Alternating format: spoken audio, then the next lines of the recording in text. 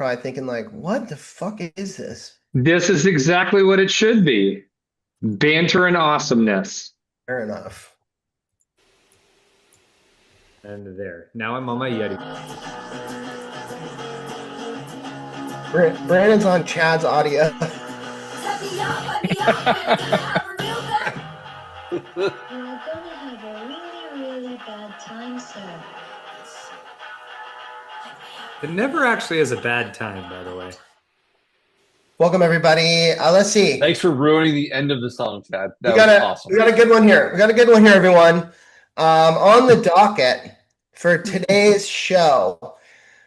Now he's blinking. What's happening? I'm glitching out. Frederish, the man that'll try to steal your quiche, joins Scott Colangelo. Did I get his last name right? I never know if I do. And Jana Stout, all three former guests on this show, by the way, at his firm. We're going to talk about this. Is this the beginning of world domination for Scott and Jana's firm? Let's discuss later today. 401 Go gets its hands on $33 million in a Series B funding. We will discuss that. We will dive deep into their finances, at least assume we know. And wait, keep blinking, Chad, as long as you can. I don't know why I'm doing it. Are putting money into Trump accounts on behalf of the employees' kids. That's cool. Let's talk about that.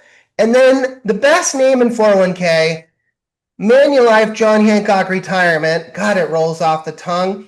And Retirement Plan Advisor Search are offering up some tips on selling 401k plans. We're going to talk about that, their tips. And we're going to talk about just burnout. We've got a nope or dope and all of the above. This is the final episode of 2025 of Retireholics. Welcome, you 401k motherfuckers. My name is Jay Dizzle. I am joined by Silent Jay, Nerdy Chad, and play it, Brandon. Play it. Can we play it? It doesn't work here, does it? And everybody's favorite Retireholic. I keep forgetting all about it. Sorry. Here, I'll do it right now. Oh, guy. You forget about it. I dream about it every night.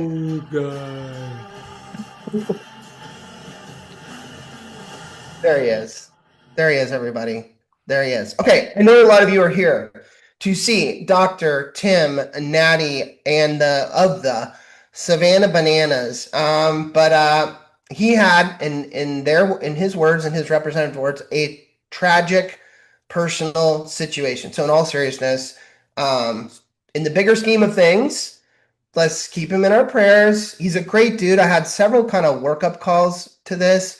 I really liked him. I was equally excited about today's episode and wanted personally to learn a little more about some of the Savannah Bananas kind of behind the scenes stuff. But so let's positive thoughts his way. I don't know specifically what it is, but I'm hoping that it's not too bad.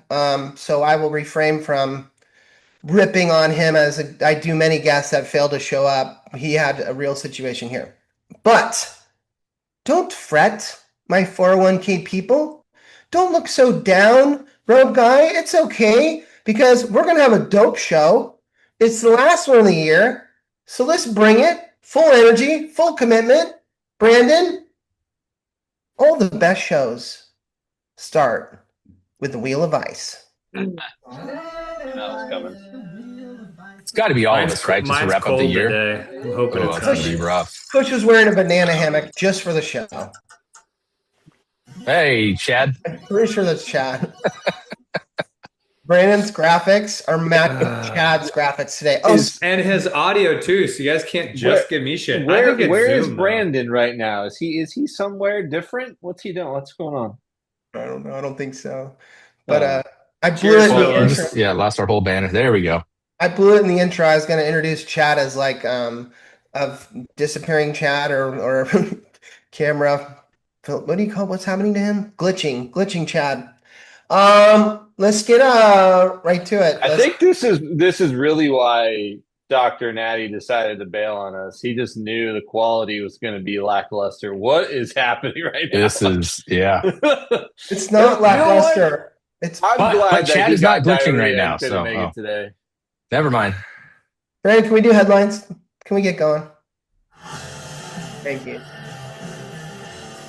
Your audio is Jesus. not good. Brandon's audio comes straight from this. I'm telling you, it's Zoom right now. It's not. No, Chad, don't even. I went and tested my camera off, Mark, and it is not the camera. All right, big news to start, everybody. Big news to start. This comes from the National Association of Plan Advisors -net organization. I wonder how much that URL cost Brian Graff, because it's a great one, isn't it? Oh, great. And they got an article. They got an article titled "Breaking High-Profile Reach Exits Fager Drinker," but whatever this firm was called, Drinker, Biddle, and Reith joining Jana Stout at Prime Capital. We're going to break this one into two parts. I'd like to start first with the Rishi part. He's not old. He's not like falling off his game. He's moving to a new firm, for Christ's sakes. Like, so this guy is fired up. Money? Is that what, Chad, did you read the article? No, I'm not saying it's for money. I'm just saying he's probably getting a fairly good, kick for sliding over.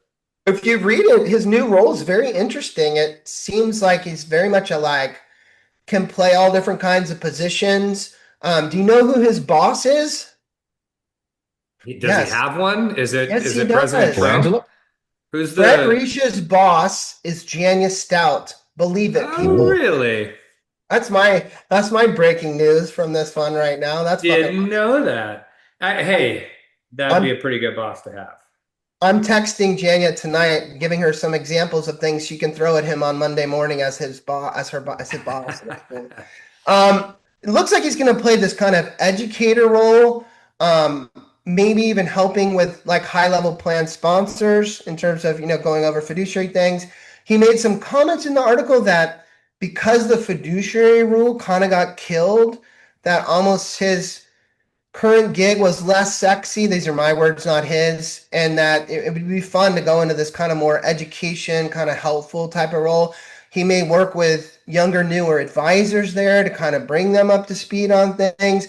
And basically, I think it was Jana's words that said, hey, we're just going to kind of put him wherever he can be most effective. So yeah, I think that's what you do with a guy of that caliber. For sure. I think that's actually the smaller of the two stories in this one headline.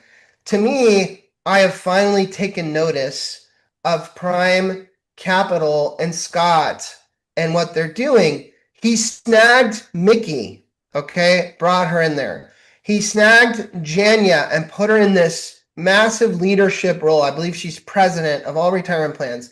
He's now brings in the man, the myth, the legend in Fred Risch. He is assembling a superpower team.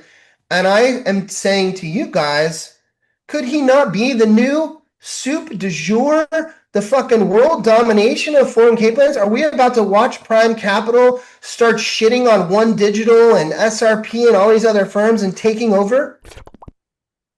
One of the crazy things to me in this is that One Digital and Prime Capital are literally in one another's backyards, right?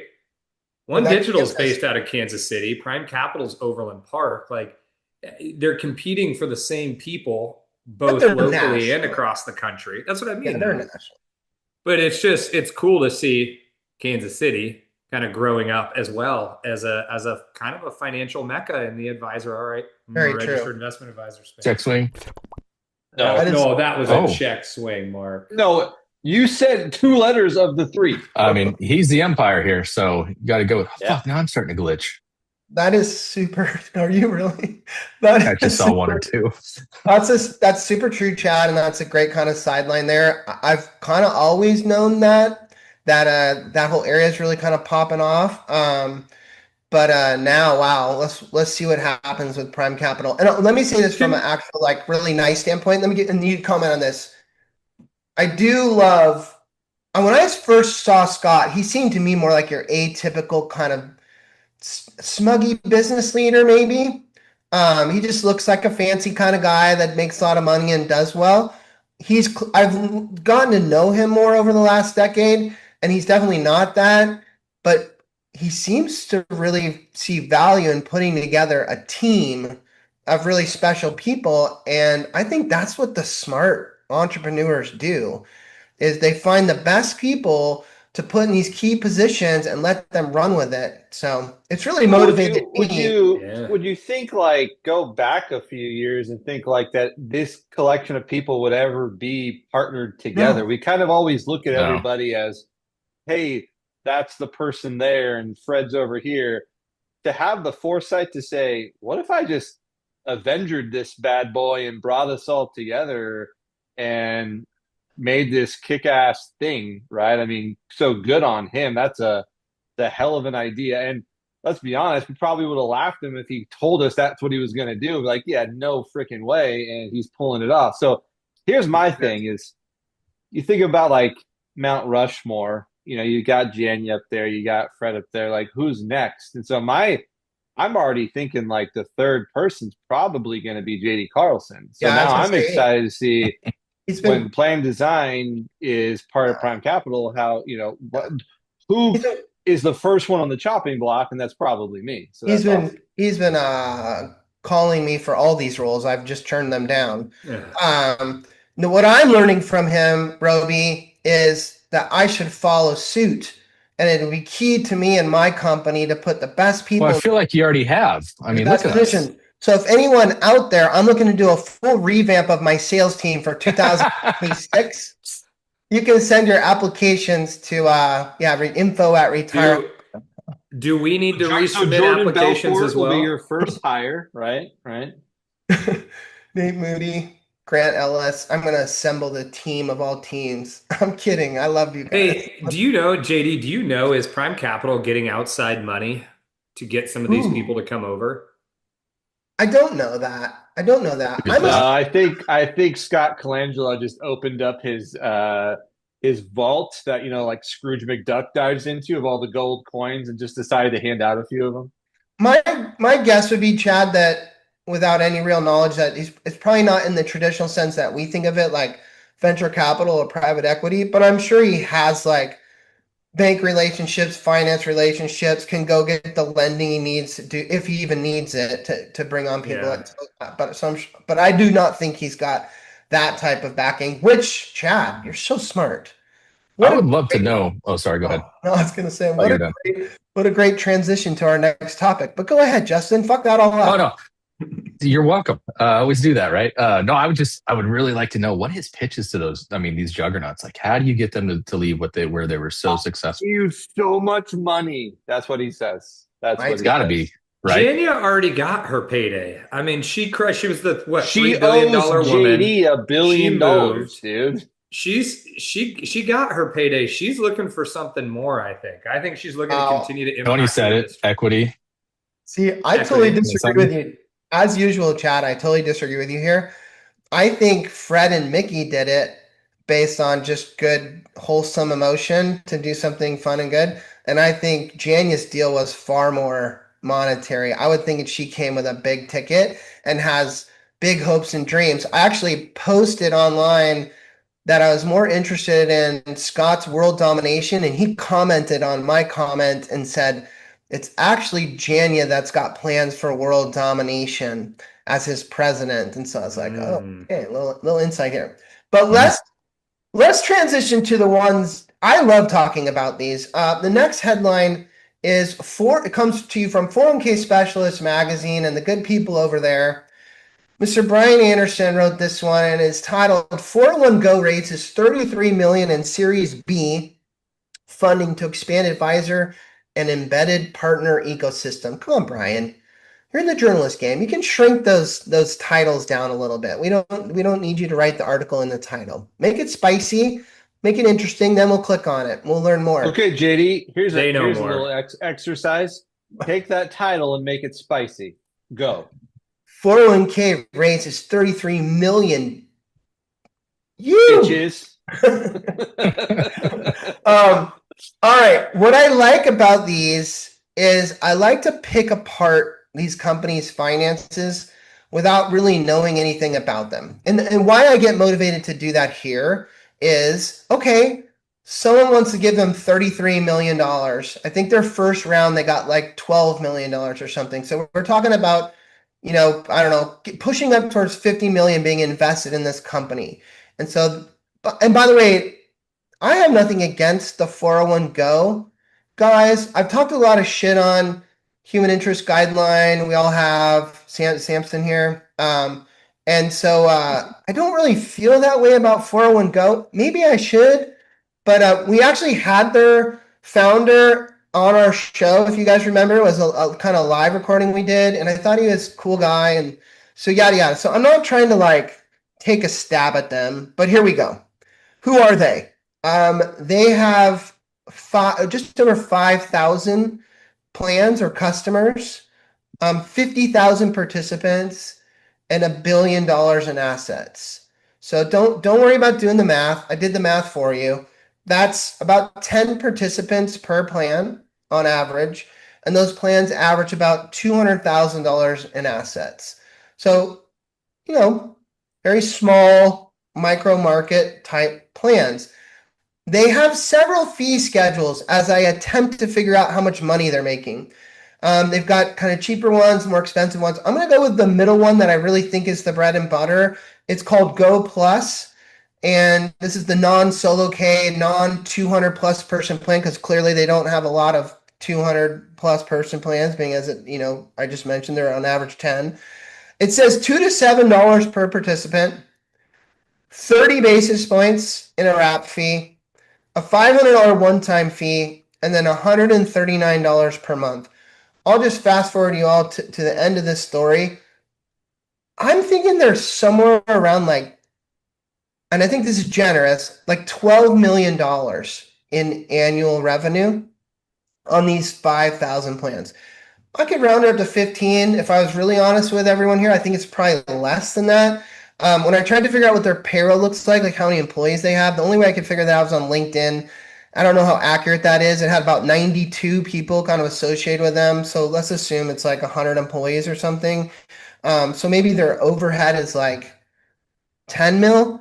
So here we go, Chad. You ready? Are they profitable? I think they might just barely. Yeah, that would be my answer. Okay. So can I one more time then ask the three of you, why $33 million in funding for a company that has 5,000 very small plans and is not really making any type of big EBITDA, I'll drink, or profit margins? What is going on here? What's the vision? There's something behind it that's making them go there. You know what I've said all along, and I'm beating a dead horse when I say it. I think that here there is a play at monetizing the participant. Horses, man. And they're looking and saying, we've got access to 50,000 captive audience members that we can market towards and try to sell something to. It's the only line. If I'm a VC guy. You've been saying that for a while. I've backed you up on it. But we haven't really seen that yet from any of the people we accused of that. This kind of monetizing the participant. Well, here would be my thought, JD. Yeah, Hackler's backing me up. We've been saying this for 10 years. From a timeline perspective, though, if your distribution channel is done via advisors and you're about to go burn that fucking bridge with them, don't you need to build up a bigger client base than 5,000 plans and 50,000 participants before you burn that bridge? That's a very evil plan you have. That's not my plan. But I'm just trying to say, if I'm a VC guy sitting in that room and you're telling me, give me $33 million, I'm going to say, why? Bring up Chad. What are we doing? Capital. I think that the one part of your story is accurate. I definitely think there's a race here to build up as many plans as possible, like to get to 5,000 or 7,500 or 10,000 or 15,000. And I think that's what we've watched transpire with human interest and guideline.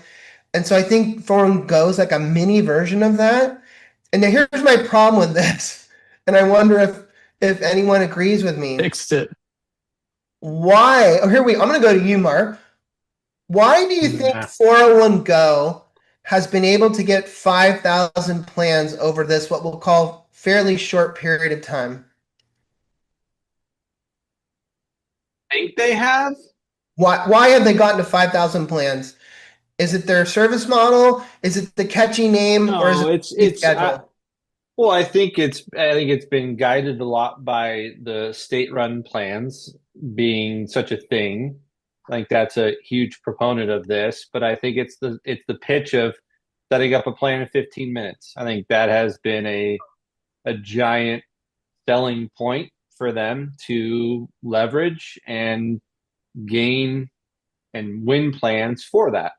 I'm sure it's got to be part of it. I was hoping to lead you to that it's cheap.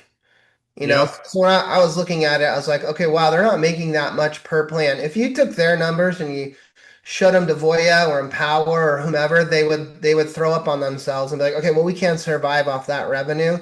And so I just think it's been very cheap. And so I'm backing Chad to say whatever the plan is, it's like if we offer this for a lot below market value, we can get a lot of clients in a period of time and then figure out what to do with it after that. And I'm just wondering, you don't even have to answer chat bar, but is that okay? Like, is that okay for our industry? Is that okay for Dan and the people over at 4 Go? Is that what's good for the plan sponsors? Like, and I'm not trying to lead you towards an answer. I don't know the answer to that, but it scares me a little bit that low cost drives people to these large client bases, but then I don't think they're really making the money that they need to make to keep that going. So I don't know whether it's Chad's strategy if they're just going to monetize the participant with some new thing, or whether it's just some weird world I don't understand where you just bundle it up, you package it, and you sell it to someone else who's happy to take it and do something with it, and you ride off in the sunset with some money. I don't know. Let me ask a question and think about this because I have not thought about this before. If if they're in here saying we're willing to give away the business in these first few years and make some profit on the back end, because we're talking about their margins and profitability, right? But the By the service way, model, that's Google. All these Silicon Valley companies did that, but go on. right? Right. So if they're looking and saying by the time we have a plan for 2 or 3 years, we do very little to nothing with human-based capital, and it's tech, and it's what comes in goes out. You guys know our saying for that: garbage in, garbage out. But now they're starting to create profitability in year 3, 4, 5, and 6 that really heavily funds the giveaway of the plans early on. Do they have the retention to support that basis? I don't know. I don't know if they have the retention to say we've got a ton of 3, 4, 5 year clients, or if they're losing a bunch of business after 2 years and 3 years. Can I ask this in a different way too? And again, this is out of my world. Um, when you go back and when you go get $33 million, do you need that money to continue? Like, does everything come crashing down if you don't get that money? And I've said this before on this show because I come from this old school world of like you try to generate revenues that cover your expenses and then you make a profit on top of that. Like that's how you run a business. So I don't know about like just going and getting more money, but do you go get 33 million because you fucking need it to keep on your I don't. flow? I don't think you're getting 33 million if you needed to keep your lights on. I don't think that community is giving They you wouldn't give it $33 to million. you. There's got to be a promise of more. Well, here we go again. But then Go ahead, Jess. how are they keeping the lights on right now though? If it's costing them $12 million a year, is that what you said? Kind of estimated, or No. that's No, what they're bringing their in? first money they got was 12 mil. So I'm saying maybe Yeah, they've but run out of that. you were talking, and maybe I missed it about the overhead and what it costs them Yeah, you're in right. payroll. What'd you say? What was that number? I was I'm being just friendly. curious. Million a Ben. year. You're totally right. Mhm. I was being friendly, saying So, 12 mil, so so they're probably covering their nut. well, I was going to say, I think we talk about this a lot. What? Oh, sorry, my screen went blank. I don't know what just happened. That was weird. But 30 we're million. we're no experts in obviously like startup funding and all. At least I'm not. But like from my understanding, like Series B, right? Like there's actually a reason and how you get to that point, right? You've got to have like a customer base, but and Yeah. obviously I just put it into Google and it says enter new markets and growth in other areas, right? So my Excuse me. my my thought is, what else are they looking for? Are they looking to expand in other areas? And you go to Well, their they website said and it, see yeah. certain things. I started checking in to see if Utah, because I know that's where they're based, is Utah going to come out soon and release like a requirement for their businesses around their state to do a plan, which isn't, there's nothing there yet. But There's anyway, nobody so there. I'm just saying, I don't think they're just getting like to your point. I don't think they're getting 33 mil just to make sure that the We can candles keep are the still lights on. burning. Yeah. No, you're first of all, you're 100% right. Like I dabble in a lot of these investor podcasts and things, and just to state the record clear here, there's no like black and white rules to this stuff in terms of Series B. It's what you can convince investors of. And what the article said to us was that this fundraise is going to allow them, 401 to scale in-house technology to meet growing partner demands. So I'm going to pretend that that means that Dan Beck can go in and do a PowerPoint for someone and say, hey, look, we've had success. This has been proof of concept. We're doing really well. And now what we need to do is have these bigger enterprise strategic partnership type deals. And we need the technology so we can flow the data back and forth between them, et cetera, et cetera. And maybe that's enough to, obviously it is, to spark the interest in dumping some more money. Catherine in the chat bar says 30 million is cheap for a technology company. Any of these companies that tell you they're a technology company, I feel like that's a lot of smoke and mirrors. And I'll go even so far as to say guideline human interests. Do I even say like Vestel or whatever? Like just because they're building on these technology stacks and trying to come at things a little different than the legacy vendors, that's still a far stretch to act like they're somehow inventing some new technology or intellectual property that no one else has. I just think that's silly. So it's not new tech as in open AI is new tech. I'll drink. Yes, I Chad. thought I could get something from the chat bar from somebody that would chime in, but I'm wondering if we keep Hackler pushing this, monetizing the participant as a way in which they're getting money, showing that we have this massive upside. Why would you give me money? Someday. What else is there? What Yeah. else is there that what does the chat bar have? What do others have that Well, our then little Chat Bar collective of said, four don't? Chat Bar gave us another example. Chad, they said, well, maybe they would pull the Netflix, the slowly kind of grow fees, up their fee schedule. Now that you say it for the second or third time, I kind of agree with you in that.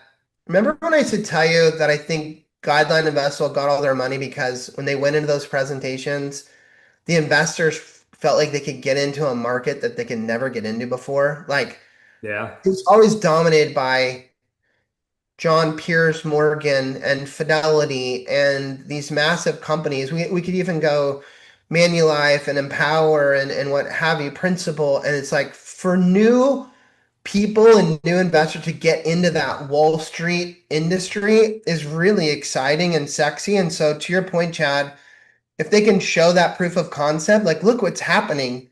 We are quickly becoming a force to be reckoned with these bigger institutions and retirement plans. To your point, what does that mean for the future? And I guess a good presenter could be like, well, sky's the limit, man. What does JP Morgan and Fidelity sell?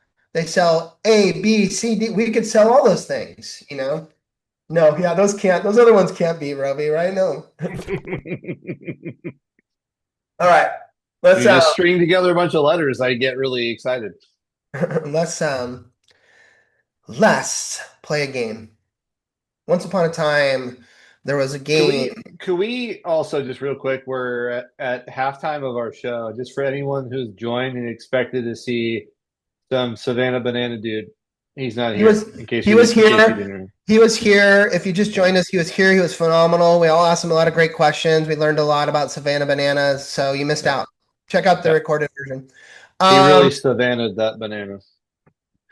A long time ago, in a land far, far away, there was a game. It was called the Lame or Game, but it wasn't enough. It needed to be revamped. It needed to be improved. We needed to monetize the participant, as they say. And so now it's the totally original Nope or Dope game. Let's play it.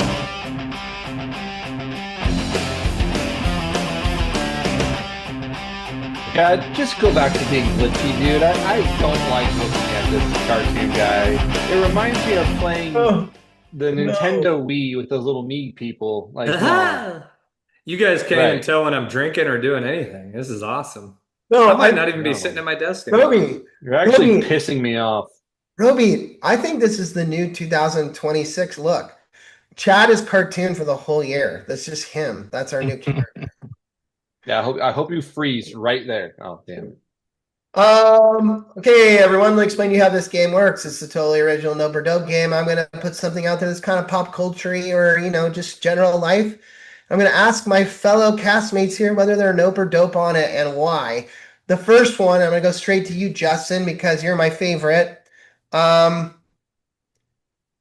Men's cologne. Using it, putting it on.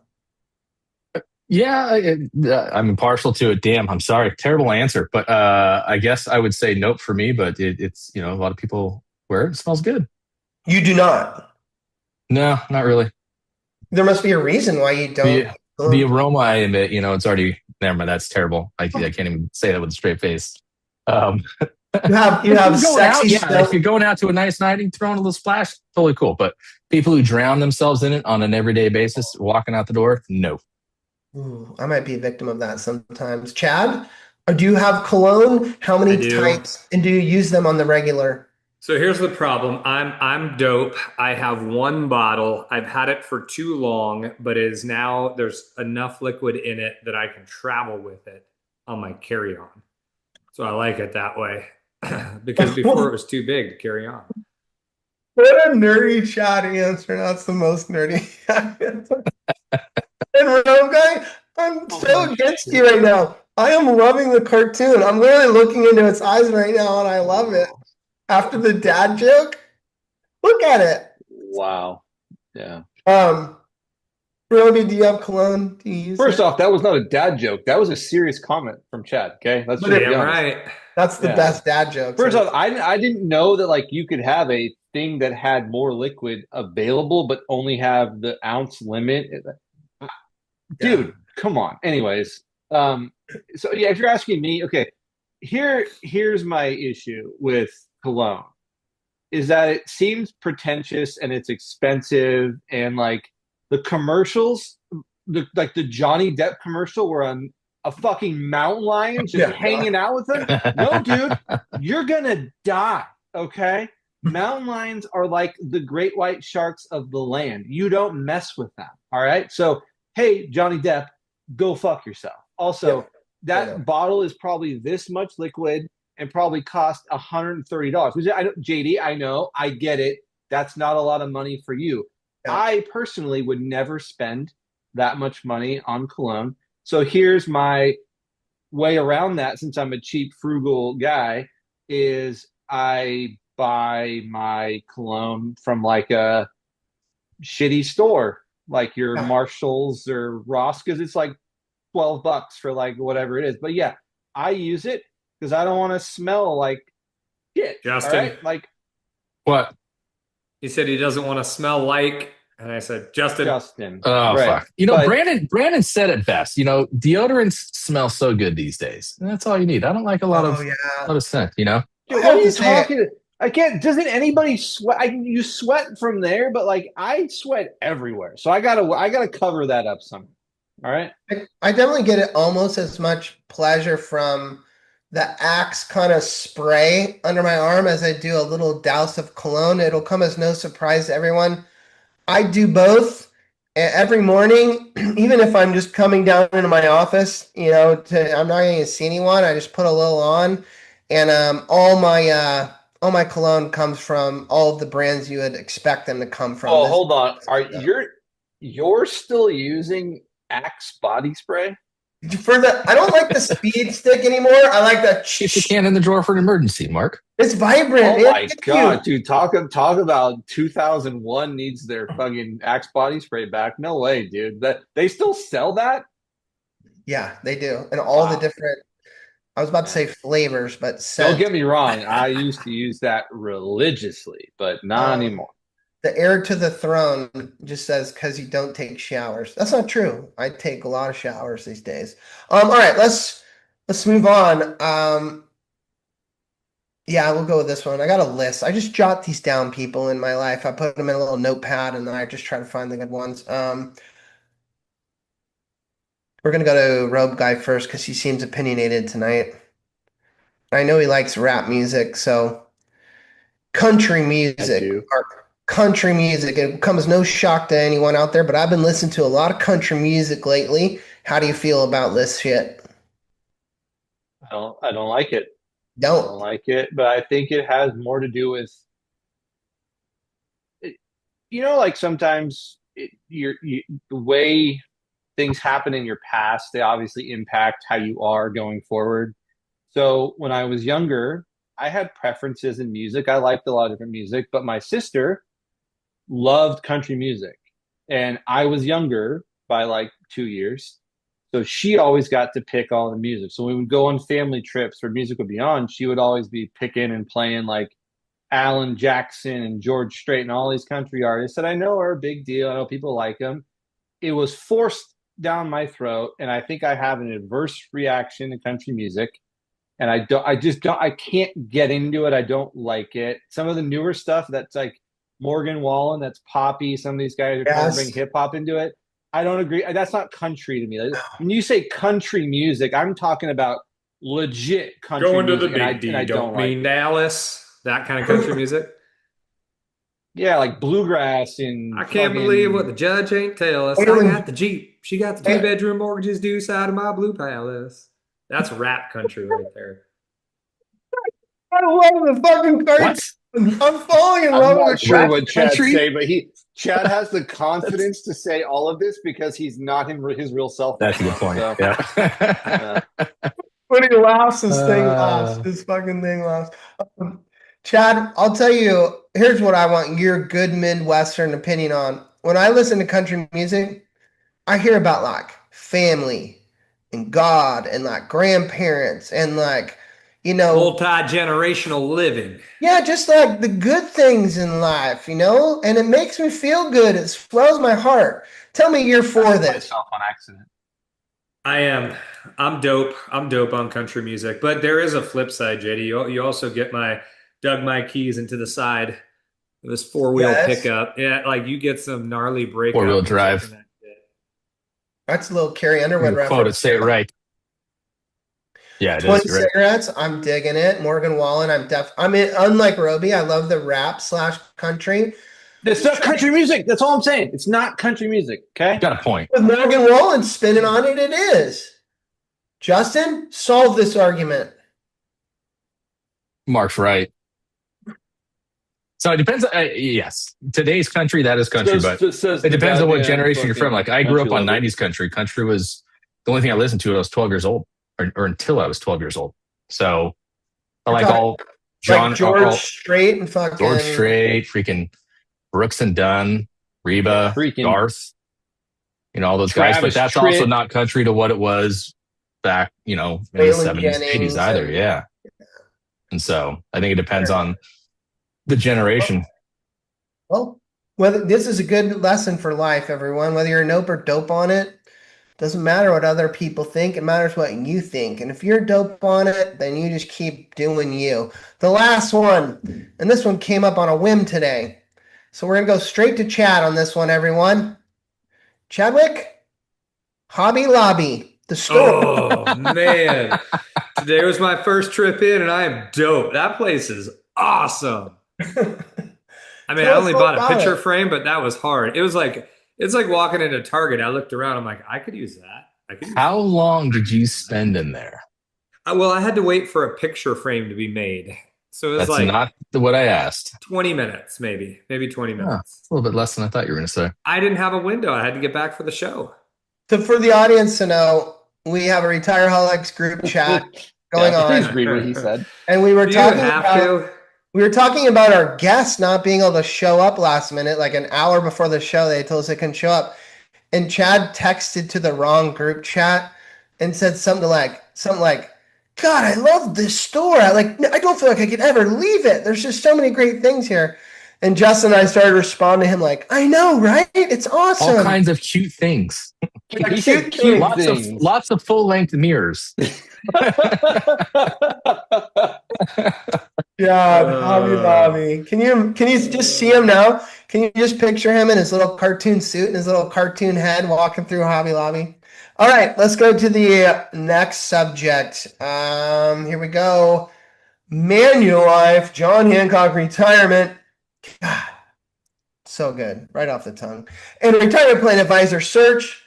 Teach us how to sell more plans. This is an article at 401k Specialist magazine titled Acing the Finalist Presentation, How to Win More 401k Plans. Now, I don't want to rip on Brandon Redack. And I love myself some Veronica Bray, the Chief Executive Officer of Retirement Plan Advisor Search. Because I want to be nice here. It's hard to come up with a list of tips and tricks for selling. So I'm not ripping on. I think they actually have some decent stuff. So let me walk you through some of them. And I'll get your guys' opinion or thoughts on these. Referrals versus cold calling was something they talked about. I'm going to snooze on that one. I think y'all can piece together the story there. We'll move on to the other one. Professional organizations like, I don't know what SHRM stands for. So HR. Society of Human Resource Management. Yeah, Justin, that's you as well. Yeah. Getting into those types of organizations. So you're the expert speaker or you're rubbing shoulders with all these people or however you work those relationships. Don't rub their shoulders. Just stand next to them like arm's distance. The right prospect might love a good shoulder rub. You never know. I know it was Jeannie Sutton. Or sue you. That came on the show and told us that was a big part of her business model. So obviously that can work. And by the way, these seem more like prospecting things than like acing the finals presentation, but we'll keep going. I like this one and I want to get, just go to Cartoon Guy just because I love him right now. Can you smile for me, Chad? Thanks. Also, I don't like that you have hair. Do you? Buddy. I know the bald me is not nearly as cool though. Can you? They talked about whether as an advisor in a sales presentation you would want to go first, middle, or last. If someone asked you that with all your experience, what would you say? Last. Go last. Yeah, because I want the questions that came up in 1 and 2 to be asked of me, and sometimes questions that come up in interview 1 don't make it, or sorry, interview 2 didn't make it into interview 1. And so right. I think the best dialogue comes during Q&A. And so I want to go last. Damn it. That was a drink. You want the best pitches thrown at you. You're ready to hit them. And so they're going to learn things in meeting 1 and 2 that they didn't know. And now they're going to be ready to ask you about it. And you're going to be ready to knock it out of the park with your answer. Right. I recently sat through 3, coincidentally, advisors giving a presentation on a large client of ours, and it was the middle one that won. Now, it's not just because of that. The cons to going last is people have kind of ran out of energy, maybe, right? A little exhaustion. The committee is not very exciting stuff. And so I think there are some people who believe, hey, the middle guy kind of has that middle guy or girl has that kind of the best moment of everyone's attention and kind of energy. But I do like what you just said. That was pretty intelligent. I'd like to stop here for a moment and see if we used to call it not your typical advisor back in the day, Chad, or hashtag not your typical advisor. And we were trying to find ways for advisors to kind of learn and be better. In y'all's opinion of point of sale, this article tried to tackle a little bit of this. I don't think they necessarily did it successfully. Where do you think advisors screw up the most? And I'm going to tell you, I think my macro one is focusing on like the proposal you have and kind of talking at your buyers like they think that stuff's as important as you do. Like, I want to talk to you about the fees. I want to talk to you about the target date funds. I want to talk to you about the managed account. I want to talk to you about the fiduciary service. Because I'm so excited about this solution that I'm potentially presenting to you. And I think where they miss is this is more generally at a surface level, like a relationship game. This is about being liked. This is about the committee going, I fucking trust that person. They seem to be knowledgeable and intelligent. They were funny here, or they're very compassionate here, or they were very inspired over here. And so to me, it's more of a, how can you really move the needle emotionally? And we seem to focus so much on the product bells and whistles, or the things that we think are valuable. Do you think that's a fair assessment? Yes, absolutely. And the way you concluded that is what needs to be heard. You just said you're focusing on the things that we think are important. That's not what you do in a finals presentation ever. You focus on what the client thinks is important. Now, there might be some bobbing and weaving that you have to do in order to get through certain points that you know are necessary. But you need to have an interactive discussion to figure out what is important to them in order to get buying signals from them. You can't just roll in there and present a presentation that you come in with some preconceived notions, which, let me add, JD, one of their points was we need a 30-minute pre-call. I'm like, Yes. what fucking client is giving you a 30-minute pre-call before a 5 different business and a debrief, Chad? And a debrief, yeah. Come on. I've never seen that. Maybe in the $100 million, no, not even there. Let's go in the $1 billion plans. Maybe they do that. To Greg and to Brashad. I know. Yeah, I was gonna say we got 2 rock stars in the chat bar. We need to know what's going on. Yeah, sorry. So, well, Brashad's here. He loves Savannah bananas. So we got an hour before Dr. Tim Nady told us that he had something tragic happen. So we're a little worried. So thoughts and prayers. We have not thrown him under the bus at all for not showing up. He was gung ho to be here. Did lots of prep meetings, and literally like posted about it this morning. And so it was an hour before the show we got the message. I just want to let everyone know out there, as someone who has sat in on a lot of these sales meetings just over the last 2 decades, I think that's a common theme, is us as industry pros getting so kind of obsessed with all the little nuances and the bells and whistles that we miss the bigger picture.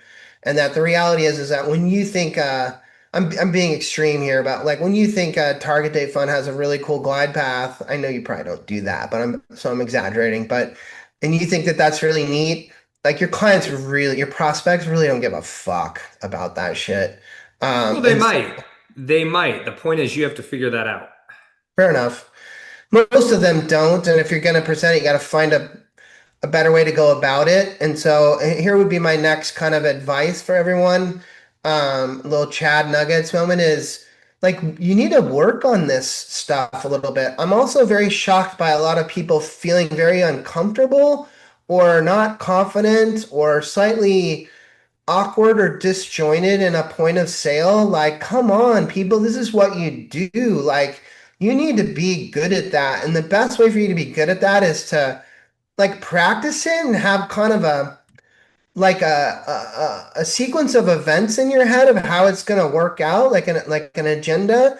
And then I would also probably say like I'm sure Chad would back this one up. I imagine Justin and Mark would too. Like, do your homework, like do a lot of prep, like be prepared to speak on all things that have to do with that plan and that proposal. And I just think that's where people miss it. They're not prepping enough. They don't know how they want it to go down enough, like the performance, if you will. And we were going to talk about this with the Savannah Bananas guy. Him and I riffed on this because he sees what they do out there in the baseball field as like a Broadway show as opposed to a baseball game, but it's a baseball game at the same time. I think the analogy is very true of your own point of sale. Yes, there's a baseball game happening, but it's also a performance. Like, you need to leave them with certain types of emotions. And if that's the game, you should work on that and be ready to do it that way. So, okay. Hold on, before you transition, assuming that you are transitioning, we used to say something in the 401k Academy all the time, which is don't be afraid to pick a fight in these finals presentations. There's 2 other points that I liked in that article. One is like you don't need to be confrontational, but you need to be opinionated. Did they talk about people want to work with you because you have expertise. And then the other piece that they mentioned in there was to be visual. Don't walk in and slide a proposal from Hancock, a proposal from Empower, and a proposal from American Funds across the table or Fidelity across the table and be like, let's walk through these 3 proposals. That's not what people want to see. They want to see that you have built a product and a business model around them and around this 401k experience. So go ahead and build it out, or find tools or technology or partners that do that for you, and come in with something that is customized for them, not pre-packaged 70-page, oh, Fidelity sent me this to show you. Yeah, I think the article also talked about like words, use less words, right? Like use images, graphics, whatever. Like we have a habit of too many words, too many paragraphs, too many sentences. No one's paying attention to that. Chad, you bring up the have an opinion. I recently got into a great debate, I felt like, with a local Manulife John Hancock retirement. Did I get it all? Yes, wholesaler in the area, and he was very opinionated about pooled employer plans for like kind of medium-sized businesses that were a couple hundred employees that were having audits, and him and I really got into it. I respect him so much more now than I did before, because he truly had a passionate opinion about it, and he made some really great points. And so I want to back that up a million times. Chad knows, and I apologize if we talked about it in the show before, but I used to do a presentation called Pick a Fight with Your Prospect. And what it meant was I had kind of naturally figured this out, that when I ran around in a suit and tie and people were judging me and they thought I was a sales guy, and I felt like a slick, sleazy sales guy, and so I wanted to really off-put that somehow. And I felt like what I didn't like about being a sales guy was people would see me as a yes man. Like anything they would say, I would agree to it. I just wanted to, this is true of a lot of you that like want to put the lowest cost solution in front of your clients. You don't want to like make waves.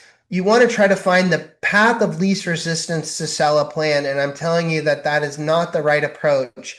Most business owners and decision makers find zero value in yes men and yes women, and they can sniff those out really quickly.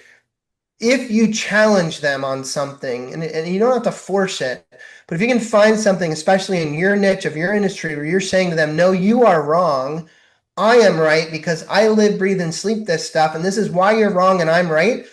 As a purchaser, as a consumer, I'm immediately more comfortable with you. You're immediately a value add to me. And I'm being serious here, not fucking around. Like, I want to have you on my team because you know more about this shit than I do. I'm just a business owner. And so you're willing to speak your mind. That's going to move the needle a lot more. I see very little of that amongst the advisor community. I think the good ones probably fucking do that quite a bit if you watch them. I think the rookies and the people on the up and the people not as successful as they could be in sales don't have that gear. And I think that's a gear that anyone can have, because it doesn't need to be smug. It doesn't need to be cocky. It can still be educated and homework based, but I'm gonna much rather hear from that type of person. So sorry. I'm super passionate about that one if you can't tell. Okay. Let's wrap up real quick on I was going to talk to Tim Natty about this, but I'm going to talk to you guys about this because it's close to my heart. Burnout. Burnouts being, dude. Because can you when you wheel spin, does they make the smoke when you do that? No. That was a good dad joke, Mark. Yeah. No, but I will tell you, this show, Brandon and I used to like just be gung-ho, new things, what can we do? And we've hit levels of up and down where, it gets difficult after 10 years, a little bit of burnout. I will also tell you right now, I run a company where I'm like, okay, this is a company I run. It is what it is. This is how we do it. I've been doing it for a long time. And I'm not necessarily saying I'm burnout in the sense that I wake up every day stressed out, but I feel like sometimes I lose some of my zip. And I'm getting excited to meet with you guys in Texas in a couple of weeks. We're going to do our sales team huddle and a review of 2025 and look forward in 2026. Rub some shoulders. And I would really like to reinvigorate myself, like be less burnt out. Can any one of you talk about Listen to some country music and hang out. Yes. And you must have, come on, Rogue Guy. Are you 100 out of 100 every day? Gas tanks fully full? Absolutely not, dude. Heck no. No, I don't know what your question was, to be honest, because I was just trying to be snarky and riff Are you on some aware of comments it? there. And will you try to do anything about it, or do you just take on your? Yeah, I yell at my kids. I treat my wife like shit. No.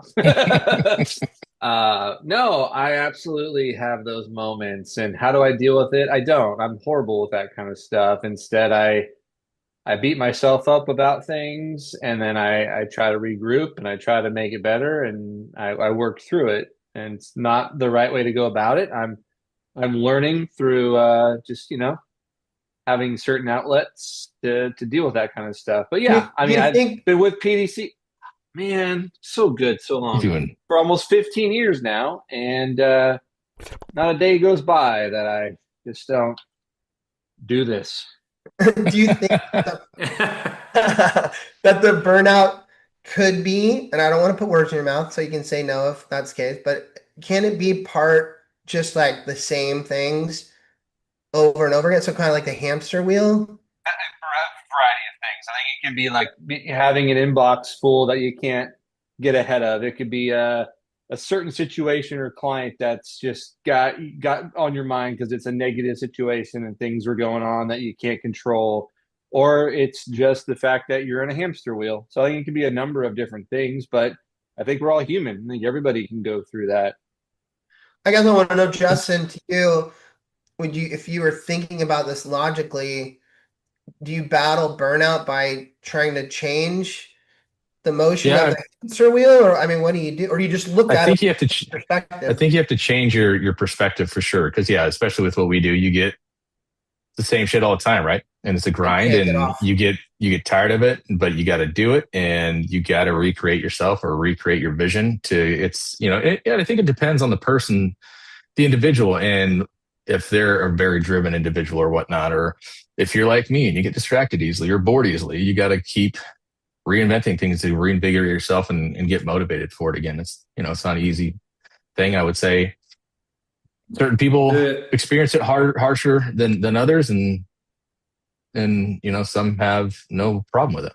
So, or if every other Thursday you have to sit down at your desk and drink a beer and talk about the same headlines over and over and over again. Well, that's why cryptocurrency. Hang on, chat. I'm going to tell you what to say. Hang on a second. That's why we've got a new 2026 in front of us. We can do new things at Retireholics, the show. But Nerdy Chad, the cartoon guy, can you tell everyone now what I need you to say, which is, I can't believe you guys are all like burn out on this stuff. This is the most wonderful job in the world. I wake up every Monday morning like, oh my God, cross-testing. Monday morning, I wake up every morning, Saturday and Sunday, looking forward to running some illustrations. Loser! No, he's the guy that... I feel like I've analyzed burnout over the years because I've hit it. I've hit it in sports. I've hit it in life. I feel like when I hit burnout, I tend to do everything at a mediocre level and nothing really well. I don't parent well. I'm not a great spouse at that point in time. I'm not doing a great job at my job. And typically what I have found, like the common consensus for me, is that I'm trying to make myself busy and feel valuable in that moment. And then I get to points of the year like we're in right now where I can't even breathe. We're so busy. There's so much going on. And I never get burnt out in those moments. So what that has taught me over the years is when I start to feel like I'm trying to keep myself busy and feeling burnt out because of it, it means that I'm trying to keep myself busy with the wrong things. I need to transition what I'm doing. I need to move back to marketing instead of trying to, call on advisors at that point. I need to get in and build something for the sales team rather than go out and trying to run. Return a text once in a while, just basic shit like that. Shop for full-length mirrors, whatever you got to do. I like that. I think we're gonna talk about this. We're going to Thanks, talk Mark. about us in Texas a little bit. Find a new camera for my Zoom meetings. When we all get together. But I think that if you do the same things, you kind of get the same results, and then you kind of get the same life experience. And so if you can tweak some of those things, the reality is if you tweak them intelligently, you might get better results and different results and then a different world. But I think Justin also nailed it in a more realism way, as the hamster wheel is still going to be there though, because some of the same things are going to be happening every day, and so it's a combination of perspective and a combination what Chad just said is like, hey, trying to mix up some new things in there and maybe do things a little differently. So I think Brandon would like us in 2026 to start bringing in some subject matter in this show that's a little more like the one we just did. We'll try to make sure it's not too cheesy or too emotional, but emotional where it needs to be at the right times. But some of these kind of general things, mostly around business and work. But if it bleeds into family and parenting, and then so be it. It would open up our world to some really great guests that aren't K focused, like you tried to do with Dr. Natty here. Like that would be fun. Good point. Great point. And maybe, hopefully, everything goes okay with him. I'm sure we can get him back. Shut up, hippie. Shut up, you hippie. We can get him back in 2026. I've already got slotted some great names of people for Q1 in 2026. List them. Come on. Jason Wentz, the guy who started this huge broker dealer in the LA area, is going to join us. Oh, that counts. Yeah, he's massive. So he's going to be one of our first ones. No, he means it counts for an Ackerson. That's what he means. Los Angeles. Los Angeles. There will be no Chat Bar Champion tonight. We will be putting 2025 to rest. And in 2026, we will have an brand new kind of game methodology, if you will, for Champ Bar Champion. This one will be much more thoughtful. There will be a Chant Bar Champion. Chant Bar Champion. So stay tuned for a brand new version of that. And as usual, I think every season we try to throw at you guys kind of a new look, a new whatever. I'm going to make every commitment between now and then and I want you guys to buckle up and bear with us in the new year to kind of move away from the welcome, intro, headline, topic. We're going to throw that all in the trash, and we're going to come at this kind of a new direction. And so it's going to be more about no alcohol, Jesus Christ, being a good fan. No, I'm kidding. It's also going to be behind a paywall on OnlyFans. So just get prepared for that. I like that. We could do that. We could definitely do what call it? Only K's? A C road. No, definitely not that, dude. Oh, shit. Yeah. That's terrible. Sorry. Robe guys, naked feet segment. We could do that for a little bit. Okay. With all that said, everyone who's tuned in today and watching this recorded, that's part of our 401k community, our Retireholics community. Happy holidays. I hope you have a great one this time of year with your yes? What? Sorry. I was going to send this to you via email. Just keep it 100 here.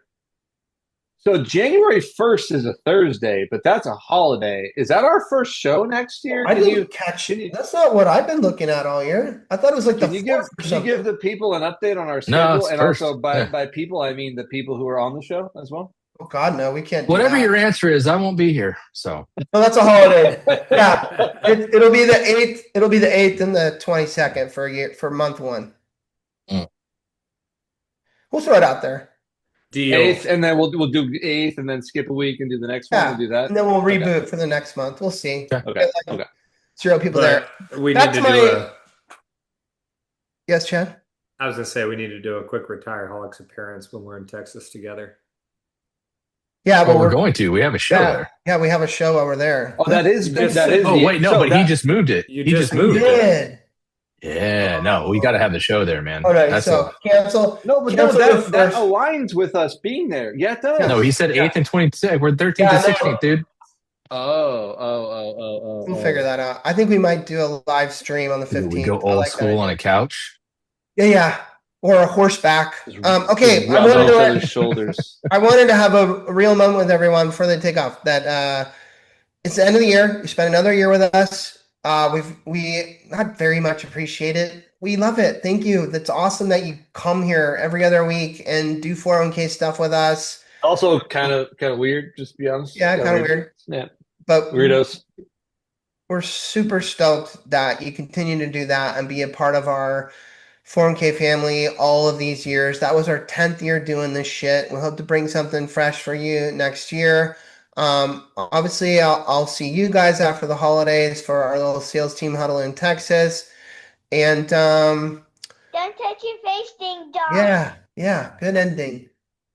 Don't touch your face, ding dong. That makes me want to cry. See you next year, and I think the next show will be a live stream on the 15th. Check your email for more information. It is. All right. We'll see you in. Well, special guest, Malort. Spin the wheel. Goodbye. I'll take the heir to the throne's advice.